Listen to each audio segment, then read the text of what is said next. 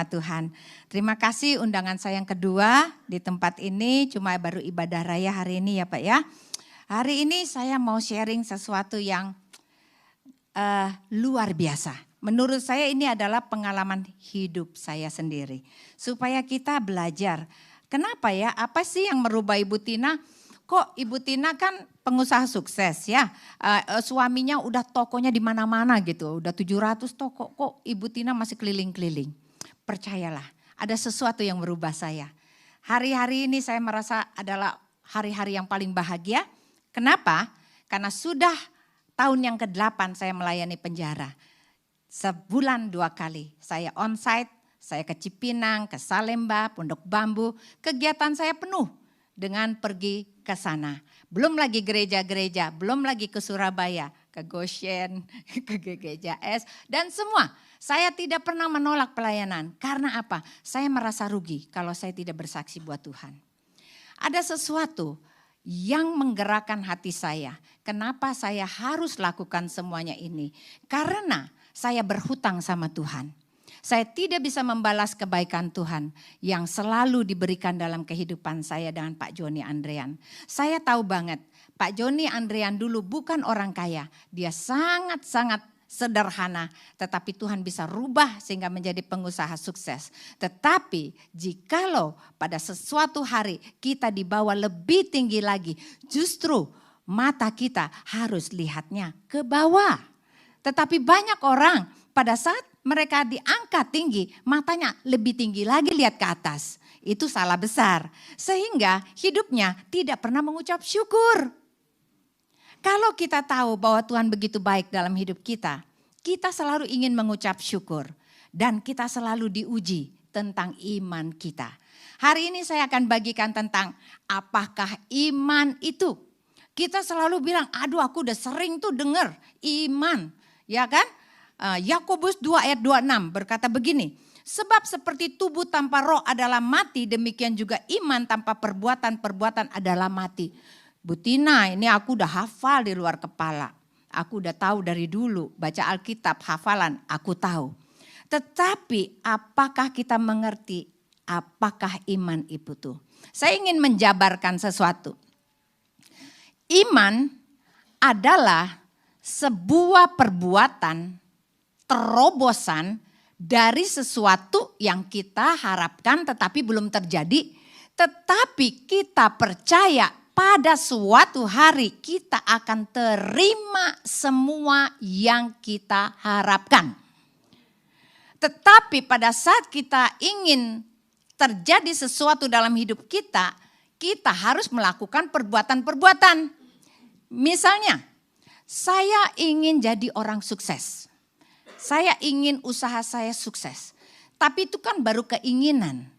Saya ingin jadi orang kaya baru keinginan. Apakah engkau sudah melangkah menjadi seperti orang kaya dengan tingkah laku orang-orang yang rajin dan sukses yang membuat jalannya sehingga kamu bisa jadi sukses. Karena iman tanpa perbuatan adalah mati, berarti orang tersebut harus mempersiapkan jalannya. Harus lebih rajin daripada orang lain.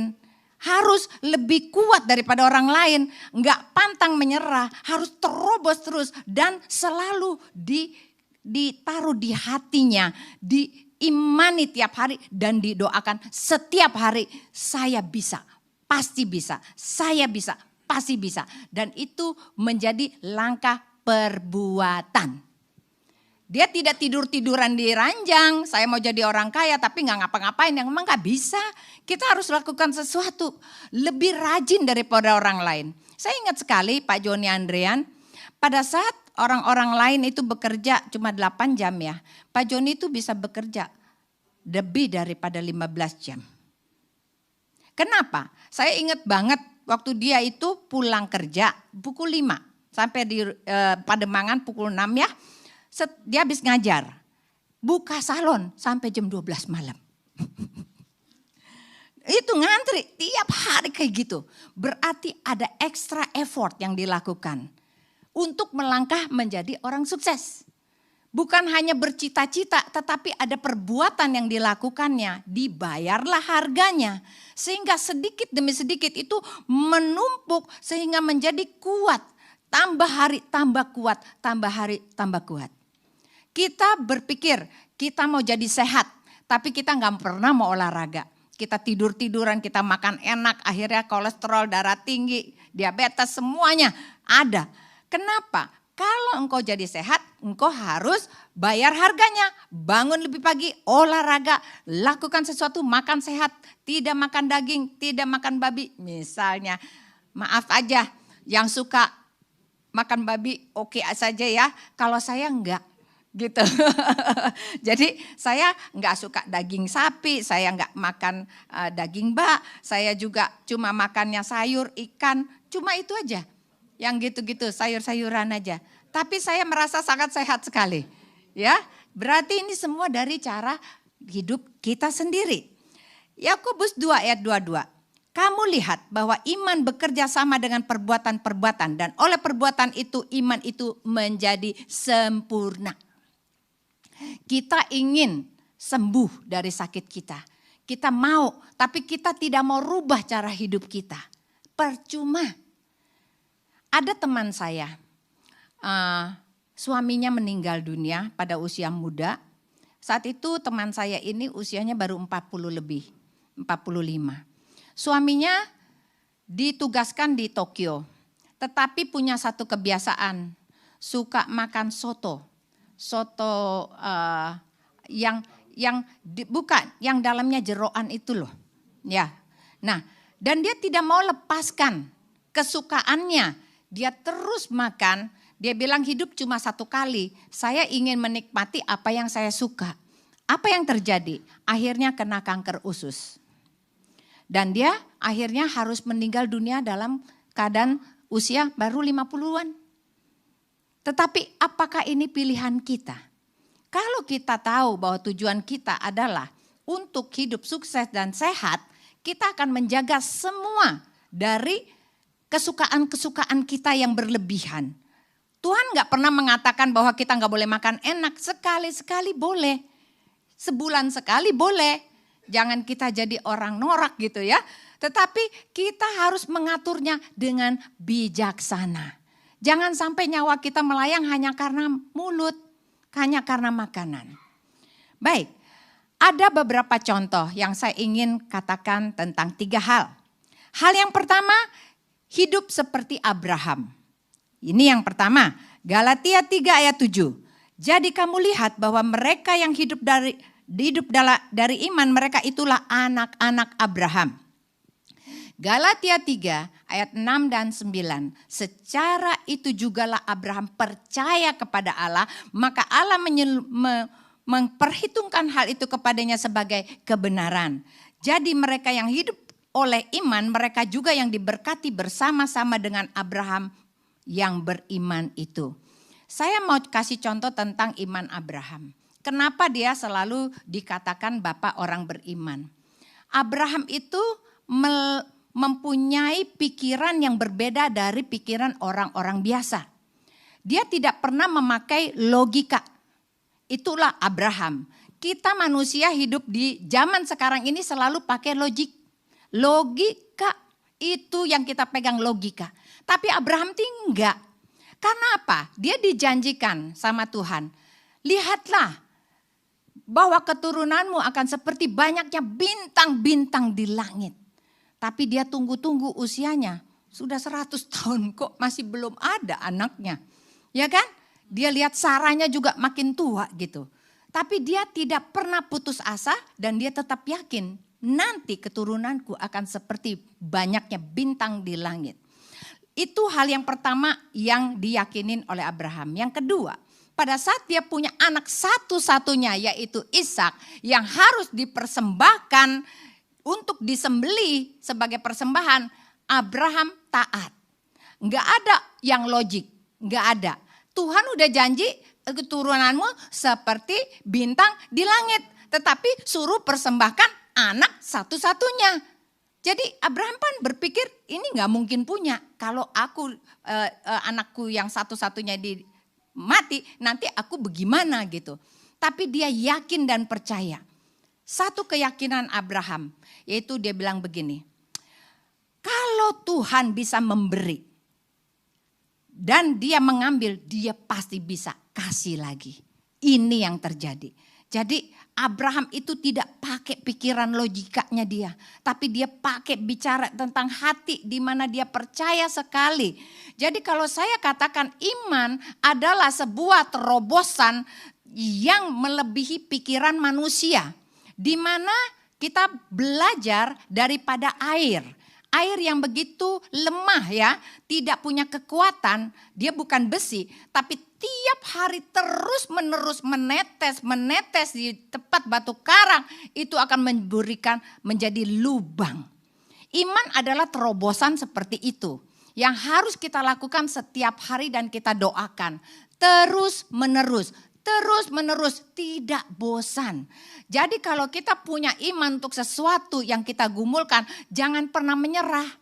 Udah seminggu didoain, nggak jadi-jadi. Sebulan nggak jadi-jadi, stop dulu deh istirahat. Nggak dilanjutin doanya. Nanti ingat lagi, doa lagi. Percuma. Tidak akan terjadi terobosan apa-apa, tidak terjadi. Saya ingat, usia saya umur 10 tahun. Saya di keluarga saya Konghucu, enggak ada yang Kristen. Saya sekolah di PSKD, saat itu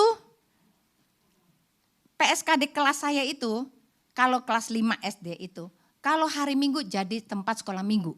Saya minta izin sama orang tua saya bilang saya pengen pergi sekolah Minggu. Dan saya dikasih, diizinkan satu-satunya dalam keluarga 8 bersaudara. Hanya saya satu yang pergi ke sekolah Minggu. Lalu guru sekolah Minggu itu mengatakan kepada saya dalam sebuah cerita, satu orang percaya dalam satu rumah, seisi rumahnya diselamatkan. Usia saya 10 tahun, saya mulai berdoa setiap hari. Tiap hari umur 10 loh, saya doain. Saudara saya 8, mama papa saya, apo saya, kuku saya, kucong saya, wah udah semuanya lengkap. Saya doain, Tuhan selamatkan mereka. Tuhan selamatkan mereka, aku percaya selamatkan mereka. Dan itu rutin saya lakukan setiap hari dan gak pernah berhenti. Usia saya 15 saat itu saya di GKI Panglima Polim, saya dibaptis Ciprat. Saya terima baptisan karena saya percaya. Lalu umur 16 saya jadi guru sekolah minggu. Saya bilang kayaknya aku masih kurang kalau cuma berdoa aja. Saya harus lakukan sesuatu buat Tuhan. Hidup saya buat Tuhan saja. Jadi saya ngajar 5 tahun lamanya, umur 16 sampai 21 tahun. Saya pergi mengajar, itu jam 6 pagi saya udah ada di jalanan. Dan saya bayar ongkos saya pakai uang jajan saya sendiri. Saya nggak mau minta sama mama saya naik kendaraan umum. Di depan ada bemo, ada mikrolet, saya pergi. Padahal di rumah ada 4 mobil, saya nggak pernah pakai. Kenapa? Karena ada sesuatu yang saya ingin tunjukkan sama Tuhan. Tuhan, aku doa untuk keluargaku diselamatkan. Sekarang aku ingin memberi sesuatu, tindakanku, perbuatanku, bahwa doaku pasti Engkau jawab. Aku mau lebih dekat, aku mau memberi hidupku buat Engkau. Pergi KKR. Saat itu saya ingat sekali tahun 77 ada KKR Rehat Bongke di Gelora Senayan. Lalu saya pergi dan saat itu ada kantong persembahan lewat. Itu uang jajan 1 minggu ada di kantong saya ingat itu hari Senin. Saya masukin semua ke kantong. Pluk. 1 minggu saya tidak jajan. Saya minum air putih saja. Usiaku baru 17 tahun. Ada sesuatu yang aku ingin tunjukin sama Tuhan. Tuhan dengerin aku, lihat aku dong. Nih aku nih. Kasih. Dan aku bisa puasa 1 minggu cuma minum air putih saja. Tanpa ada yang ngajarin saya. Dan saya masih belum ngerti namanya lawatan Roh Kudus tuh gak ada. Tahun 77 tuh masih belum ada. Itu tahun 90-an baru tahu. Gak ada lawatan. Tetapi ada sesuatu yang menggerakkan di hati saya. Itu yang saya lakukan. Berarti iman kita yang harus kita lakukan adalah melakukan sesuatu. Bergerak untuk menuju iman itu. Apa yang terjadi? Setelah saya berdoa 11 tahun lamanya.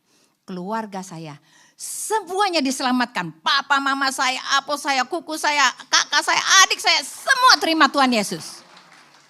Berarti sampai air kita yang satu tetes itu terus menetes, menetes, menetes, menetes. Sehingga membuat satu lubang dan terobosan kita terjadi.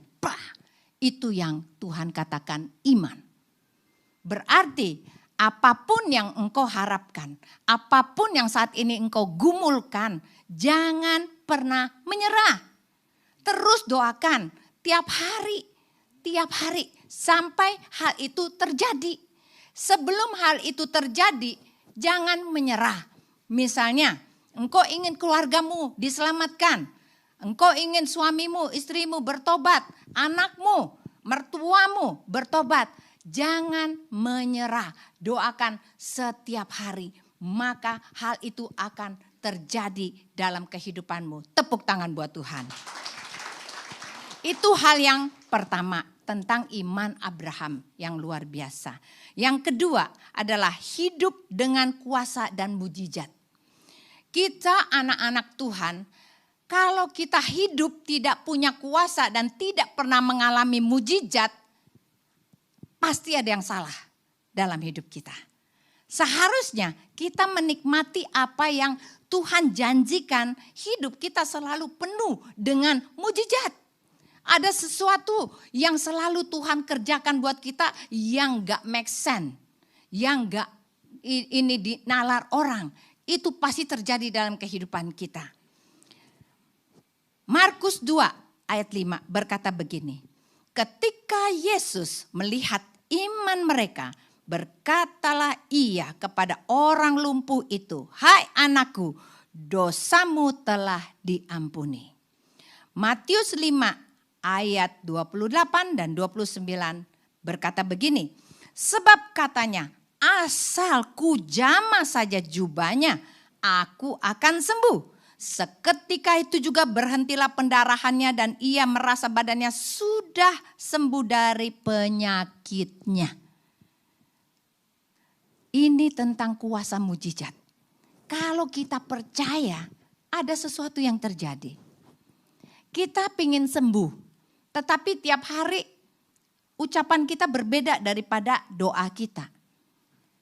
Kayaknya kok gak sembuh-sembuh gitu lah ya. Ini saya punya tante, adik papa. Adik papa saya sekarang usianya di usia 85 tahun. Dia sudah dioperasi pinggulnya, udah titanium. Ya, jadi dia jatuh di dekat pasar, dia dioperasi titanium. Dan setelah itu dia jatuh lagi sampai kakinya luka. Sampai berlubang dan lukanya tuh parah sekali, seperti borok seperti itu. Lalu setiap hari dia berkatanya apa? Dia sudah jadi Kristen. Kan tadi saya udah doain dia udah jadi Kristen. Mati aja lah, mati aja lah. Kaki sialan, diomelin kakinya. Diomelin kakinya. Saya suka mengunjungi karena rumahnya persis belakang-belakangan rumah papa saya. Saya gimana ya? Saya sudah berdoa buat dia sembuh ya, tiap hari dia mulutnya ya bilang kaki sialan, mati aja gitu kan. Saya jadi pusing. Tuhan, ini bagaimana nih kuku saya ya? Susah sekali adatnya, mulutnya tuh gak cocok sama imannya. Dia bilang dia mau sembuh, tapi tiap hari diomelin kakinya. Sampai suatu hari Tuhan bicara sama saya. Memang saya punya karunia. Tuhan sering bicara sama saya. Tuhan sering audible sama saya. Tuhan kasih tahu semua rahasia dia. Lalu Tuhan juga sering kasih mimpi-mimpi buat saya, vision-vision yang luar biasa. Lain kali saya akan saksikan, jangan hari ini diborong semua. Nggak cukup waktunya, saya tadi daripada cerita saya, ya Pak Budi ya. Jadi ini saya kasih aja contoh, tante saya. Jadi Tuhan katakan pergi, katakan sama dia ganti omongannya. Ganti omongannya. Jadi saya ngomong sama kuku saya, "Ku, begini ku, saya bawa minyak urapan. Satu hal, kuku jangan diomelin lagi kuku itu kakinya. Bilang kaki sialan, bilang mati aja. Boleh nggak kuku robah ngomongannya. Dan kalau kuku robah, kuku pasti sembuh. Tapi kalau kuku tidak robah, kuku tidak akan pernah sembuh selama-lamanya. Saya berkata begitu. Lalu akhirnya dia bilang, iya dah habis kasih ini sakit, katanya sakit. Jadi kesel katanya, dibilang saking kesel. Rubah. Janji enggak? Janji. Kita berdoa dulu. Minta ampun dulu sama Tuhan. Bahwa selama ini kuku ngomongnya salah. Ya, Tuhan pasti sembuhkan. Kita berdoa, amin. Saya tuang itu minyak urapan kecil di atas boroknya di kaki itu yang sudah berlubang. Sudah 3 bulan enggak sembuh-sembuh. Sudah suster bolak-balik enggak sembuh. Saya lihat sendiri. Begitu saya tuh kasih minyak urapan, itu saya lihat sendiri itu dagingnya mulai naik, tumbuh. Gluduk naik, tinggi. Dan dia disembuhkan secara total, kakinya sembuh sekarang. Tepuk tangan buat Tuhan. Ada sesuatu dalam perkataanmu. Ingat, kuasa dan mujizat tidak pernah jauh. Kuasa dan mujizat ada di dalam mulutmu. Apa yang kau ucapkan itu yang jadi.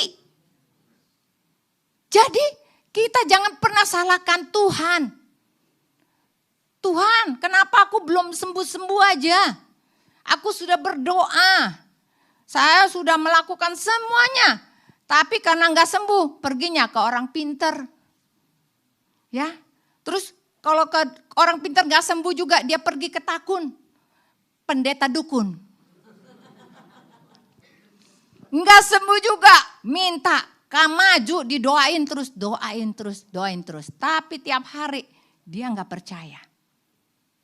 Karena kuasa dan mujizat hanya bisa terjadi jikalau di dalam mulut. Amerika 2003. Lalu pulang ke Indonesia, kaki diseret, tangan gak bisa nulis, gak bisa masak, lidahnya pun pelok. Tetapi Oma ini punya iman yang selalu dia ingin buktikan. Kalau orang stroke kan siap-siap di rumah aja ya. Tapi yang ini enggak, beredar dia. Anak saya pulang dari Amerika, saya tinggal di Amerika 7 tahun, pulang ke Jakarta 2005. Si Oma tiap hari anterin cucunya ke sekolah, ikut di dalam mobil. Jalannya udah nyeret-nyeret, untuk masuk mobil juga lama. Turun mobil juga lama. Tapi Oma bilang aku mau ikut. Pergilah dia anterin di Bintaro, balik lagi di British School, balik lagi. Sampai anak saya bilang, Oma kalau bisa Oma jangan ikut ya. Jangan antar aku lagi. Gitu kan. Tapi Oma ini gak pernah berhenti. Orang bilang dalam keadaan stroke itu orang diam di rumah, dia mulai jalan keliling. Di kompleks. Keliling. Dia melawan semua apa yang sudah ditakdirkan bahwa engkau tidak bisa bergerak lagi. Dia buktikan dia bisa. Ini yang orang bilang engkau akan menerima kuasa dan mujizat. Kalau engkau melakukan sesuatu asal ku jamah saja, aku akan sembuh. Itu loh. Sehingga terus menerus Oma terikat pada obat tidur. Karena tinggal di Belanda selalu orang tua di sana dikasih obat tidur. Resep dari dokter gratis, obat gratis. Bawa ke Indonesia, disuplai dari Belanda, kirim ke Indonesia. Udah dikasih pensiunan, kasih obat pula. Tapi satu hari pabriknya tutup. Ya, obatnya udah nggak ada lagi. Sampai Oma teler-teler gitu ya. Aduh aku udah gak ada nih obat dari Belanda, gimana mau cari di Indonesia udah gak ada, pabriknya tutup semuanya. Akhirnya ke dokter. Lagi ke dokter bilang gak ada apa-apa, gak dikasih obat lagi. Lalu pergilah ke dokter jantung ya, nasihat dari dokter. Katanya Oma kalau gak bisa tidur sini temenin dokter sampai pagi. Di ruang praktek. Lalu saya mulai cerita sama Oma. Coba yuk kita lihat Alkitab lagi. Cerita Alkitab bagaimana sih? Tuhan Yesus itu pernah gak dia tidur-tidur? Pernah gak dia rileks-rileks? Setelah dia naik ke bukit setelah berkhotbah. Tuhan Yesus akan naik ke bukit dan berdoa lagi. Jadi kalau Oma gak bisa tidur jangan pusing. Oma lagi berdoa sama Tuhan Yesus. Doa aja di rumah. Ya. Sampai seperti itu dan akhirnya Oma mendapatkan iman yang baru. Jadi tidak lagi fokus kepada tidak bisa tidur, dia berfokus kepada Yesus. Apa yang terjadi? Tuhan pulihkan. Tanpa obat tidur Oma sehat. Oma masih bisa naik 3 lantai di Meruya. Saya itu bukit doa saya sudah berjalan 14 tahun lamanya. Dan tiap Senin itu Oma enggak pernah absen. Naik lantai 3 lantai, 3 lantai, 3 lantai. Sekarang sampai sekarang Oma masih kuat. Tepuk tangan buat Tuhan. Ini suatu bukti bahwa keadaan kita yang tadinya tidak punya harapan bisa mempunyai harapan yang baru jikalau kita bergerak ke yang positif. Jikalau kita percaya, kita sembuh, kita lakukan sesuatu walaupun badan kita enggak cocok. Maka engkau akan sembuh. Saya melihat sendiri imannya Oma. Saya bilang Tuhan engkau dahsyat, ajaib. Oma tidak pernah rely sama doa orang. Ayo doain aku loh supaya strukku sembuh. Doain aku, doain. Tapi Oma bergerak. Ini yang penting sekali. Bahwa seperti wanita yang sakit pendarahan. Dia bergerak. Dia ingin menjamah jubahnya Yesus. Asalku jamah saja jubahnya, aku akan sembuh. Itu yang harusnya kita miliki semuanya. Markus 6 ayat 56 berkata begini. Kemanapun ia pergi, ke desa, ke kota-kota atau ke kampung-kampung, orang meletakkan orang-orang sakit di pasar dan memohon kepadanya supaya mereka diperkenankan hanya menjamah jubahnya saja. Dan semua orang yang menjamah menjadi sembuh. Hidup kita akan sangat datar tanpa kita mengalami kuasa mujizat. Hidup saya penuh dengan mujizat. Saya mendapatkan Pak Joni Andrean yang tadinya bukan yang saya pilih, itu juga mujizat. Karena apa? Karena Tuhan yang bicara sama saya. Pilihlah Joni Andrean. Saya bilang Tuhan, apa enggak salah ya pilih aku ya yang di Pademangan 3 gang 14 nomor 27 Tuhan. Mana jalanannya bolong-bolong, kalau kita naik becak pasti terbalik. Pasti. Kayak saya pernah naik becak ke situ terbalik. Ya. Tapi Tuhan berkata seperti itu adalah suatu mujizat. Dan saya begitu aja percaya dan mengambilnya. Saya bilang Tuhan pasti gak pernah salah ya. Lalu Tuhan berkata begini, dia seperti batu permata yang belum digosok. Dan setelah saya jalani hampir 40 tahun perkawinan saya.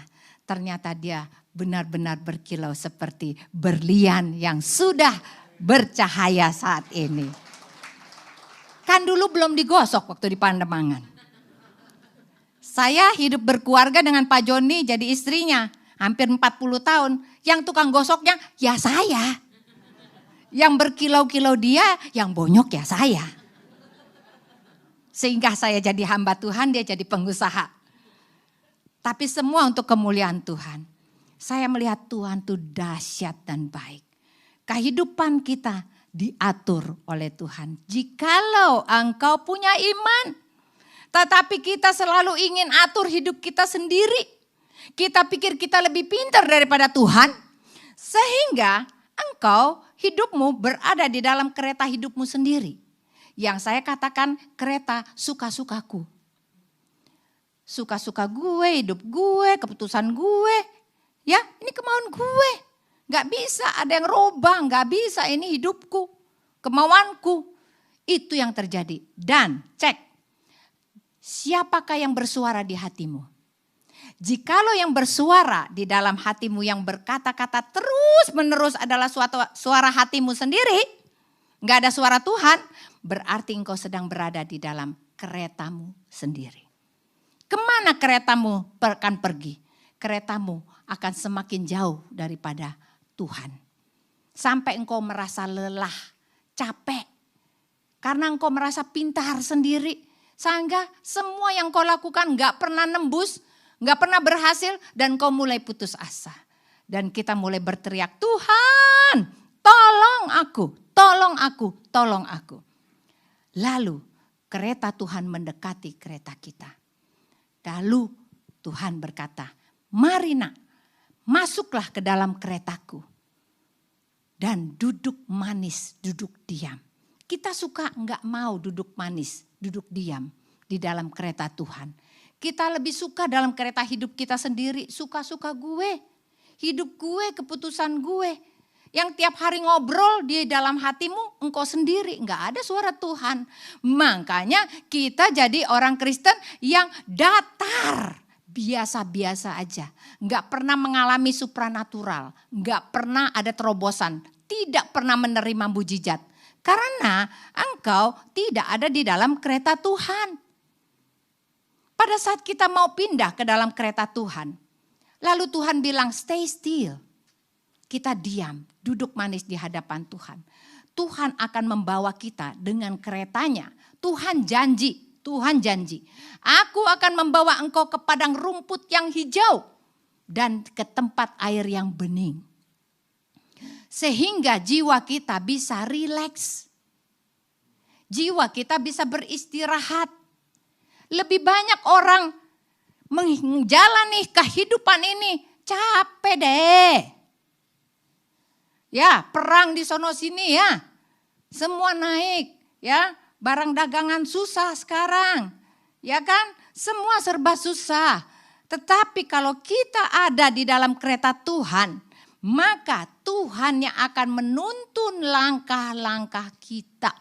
Sampai kita ke tempat tujuan. Tapi kita sering kali tidak mau masuk ke dalam kereta Tuhan. Yang pasti akan membawa kita ke tempat yang lebih baik. Karena kita terlalu sombong. Dalam pikiran otaknya segede bapau. Sedangkan Tuhan yang menciptakan langit dan bumi tidak terbatas. Lalu kita bilang, Tuhan, apakah benar engkau ada? Kita seringkali bertanya, apakah Tuhan benar ada? Apakah Tuhan dengar doa saya? Apakah Tuhan bisa melakukan sesuatu buat hidup saya? Cek, kalau kita tahu ada wifi, 5G, betul ya? Cina sudah bikin wifi 5G. Kita nggak pernah sadar bahwa wifi yang Tuhan kasih buat kita itu satu dunia. Bisa akses di mana saja. Lebih hebat daripada wifi-nya Cina. Benar, tetapi kita nggak pernah sadar pada saat kita terima Yesus sebagai Tuhan dan Juru Selamat, Tuhan sudah kasih handset di dalam hati kita untuk komunikasi dan bicara. Tapi seringkali handset kita ini tidak bisa berkomunikasi sama Tuhan. Kenapa? Karena baterainya nggak ada. Baterainya nggak pernah dicas. Baterainya nggak pernah dicas padahal ini paling canggih nih. Ini yang paling canggih, melebihi handphone dunia.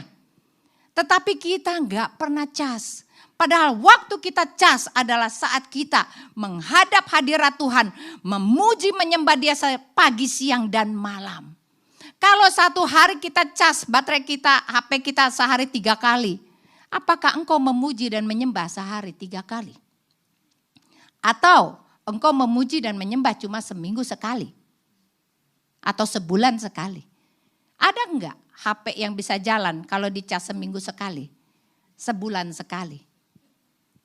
Baterai yang pol adalah baterai yang selalu terisi penuh.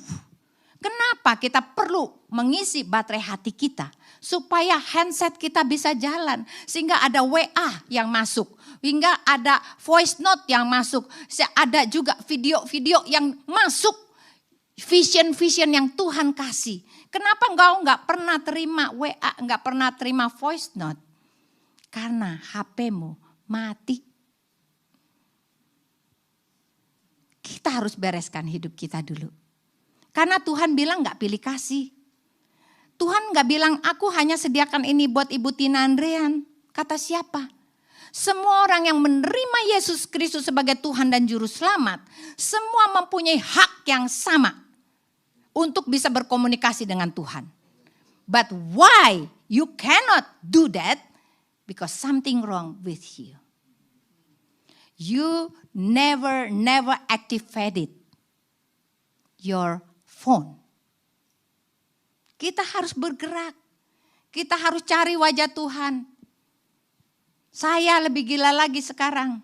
Saya setiap hari 10.000 langkah. 8 kilometer satu hari. Walaupun saya kecil-kecil. Tetapi saya putar-putar pujian dan penyembahan 120 menit. Tiap hari loh.